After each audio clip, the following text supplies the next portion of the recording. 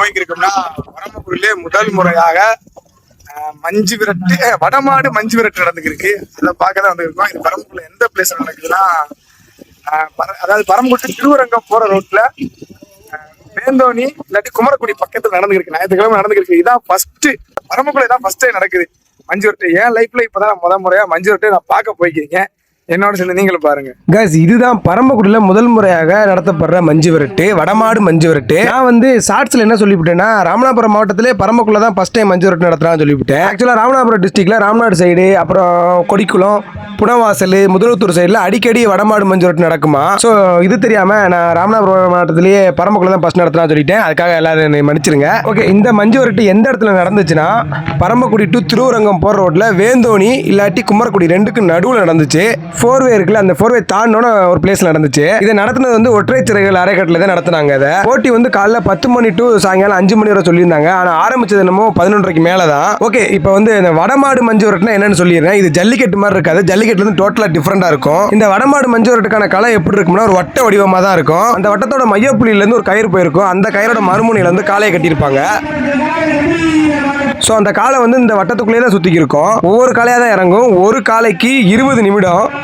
அந்த காலையை பிடிக்கிறதுக்கு 9 வீரர்கள் உள்ள இறங்குவாங்க. அதாவது பிடிக்கிறதுக்கு மட்டும் 9 வீரர்கள், சப்ஸ்டியூட்டோட சேர்த்து இறங்கிக்கலாம். நிறைய பேரான்னு தெரியல, ஆனால் 9 வீரர்கள் தான் உள்ள களை ஆடணும். சப்ஸ்டியூட் உட்காந்துருப்பாங்க உள்ளேயே. அந்த 20 நிமிஷத்துக்குள்ள அந்த 9 வீரர்கள்ல யாராவது ஒரு ஆள் அந்த மாடை பிடிச்சிட்டாலோ இல்லை எல்லாரும் சேர்ந்து அந்த மாடை பிடிச்சிட்டாலோ அந்த மாடு பிடி மாடு ஆயிரும். அப்படி அந்த 20 நிமிஷம் வரைக்கும் யாருமே அந்த மாடை பிடிக்க முடியல, அந்த மாடு வெற்றி பெற்றதா கணக்கில் எடுத்துக்குவாங்க. பிரைஸ் வந்து மாடுக்கு போயிடும். மாடை யாரு பிடிச்சாலும் பிரைஸ் வந்து டீமுக்கு தான் கொடுப்பாங்க. ஃபர்ஸ்ட் இந்த வடமாடு மஞ்சு எனக்கு ஒண்ணுமே புரியல. டைம் ஸ்டார்ட்னு சொல்லிட்டாங்க, 20 நிமிஷம் சொல்லிட்டாங்க. மாடை சும்மா ஏப்பு காட்டி மட்டும்தான் இருந்தாங்க வீரர்கள் எல்லாருமே. மாடு அவங்கள முட்டுற மாதிரி போகும். அப்புறம் இங்கிட்ட ஒரு ஆள் பிடிச்சிருப்பாங்க, அங்கிட்ட ஒரு ஆள் பிடிச்சிருப்பாங்க. இப்படியே ஏப்பு காட்டிட்டே இருந்தாங்க மாடை. அப்புறம் லாஸ்ட் 20 நிமிஷத்துல லாஸ்ட் 5 மினிட்ஸ் சொன்னதுக்கு அப்புறம் தான் மாடையை பிடிக்க ட்ரை பண்ணாங்க. அப்பதான் இதுல ஒரு தெளிவு தெரிஞ்சு என்னன்னா அந்த 20 நிமிஷம் வரைக்கும் அந்த மாடை வந்து சோர்வடைய வைக்கிறாங்க. அதுக்கப்புறம் லாஸ்டா இருக்கிற 5 இல்ல 3 நிமிஷத்துல தான் அந்த மாடை பிடிக்க ட்ரை பண்றாங்க. ஒரு மாடு போக ஒரு மாடு வரிசையா வந்துகிட்டே இருக்கும். வீரர்களும் வரிசையா வந்துகிட்டே இருப்பாங்க. அதே மாதிரி இந்த வடத்தை வந்து மாடோட கழுத்துல வந்து வண்டியில வச்சே கட்டிடுவாங்க. கீழே இறக்கி விட்டு கட்டினோம்னா முடியாதான். அந்த வடத்தை கட்டிட்டு முக்கணங்கரை அவுத்து விட்டோன்னே காலை வந்து சீர ஆரம்பிச்சிடும். காலை ஸ்டார்டிங்ல எல்லாம் செம்ம ஆக்டிவா இருக்கும். யாரும் பக்கத்துல நெருங்க முடியாது. ஆனா இருந்தாலும் வீரர்கள் வந்து மாடை சோர்வடைய வச்சு கடைசியில் பிடிச்சிருவாங்க.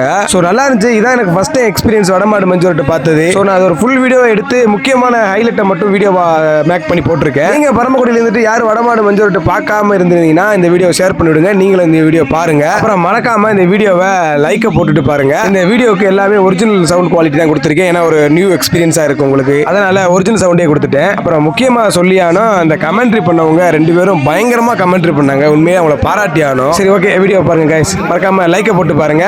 அப்புறம் ஷேர் பண்ணி விட்டுருங்க.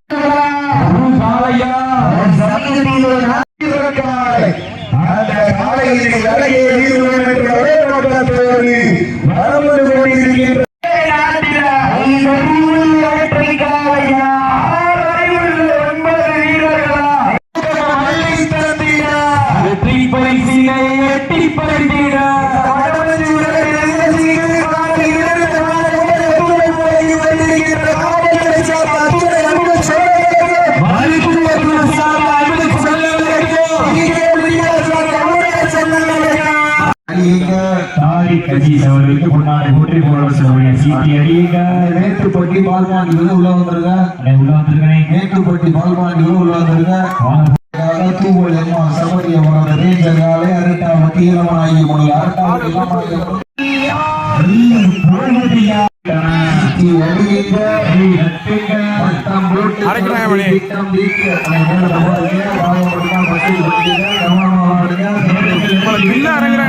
நடந்து விட்டனர். வீரர்களை காலை களமிறக்கப்பட்டு சரியாக 10 நிமிடங்கள் நிறைவடைந்து விட்டனர்.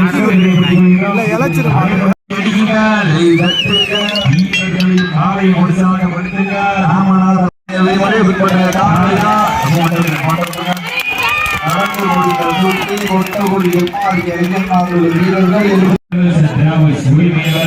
வீரர் ஞானசேகர்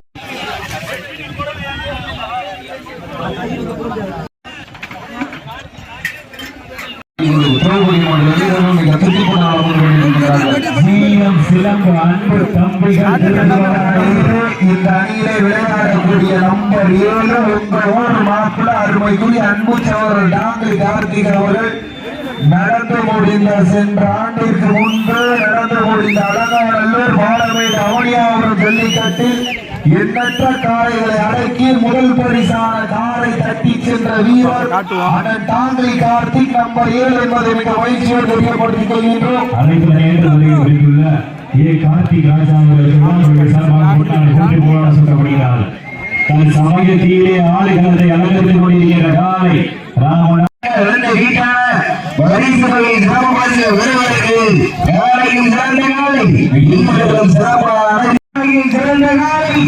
சிறப்பான வீரர்கள் மிக்க வீரர்களா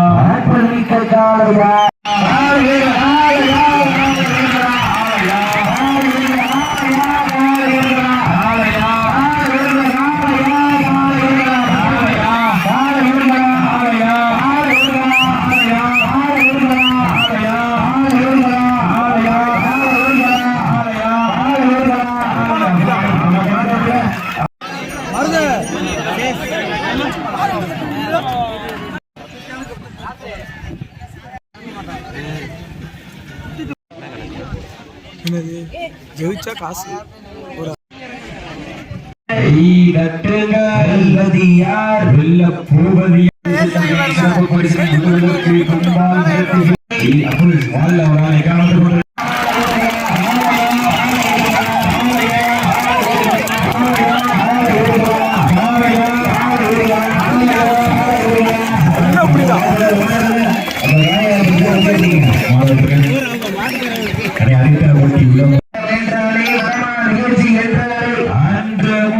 இன்று வரை வடமஞ்சிபுரத்து நிகழ்ச்சியில் பயணித்துக் கொண்டிருக்கின்ற எண்ணற்ற தலை சிறந்த காளைகளை அடக்கிக் கொண்டிருக்கின்றனர்.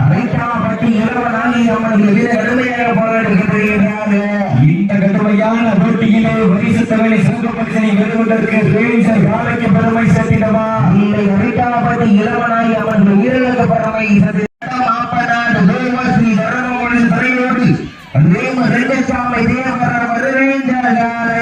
துதிப்புடன் வளம் வந்து கொண்டிருக்கின்றது.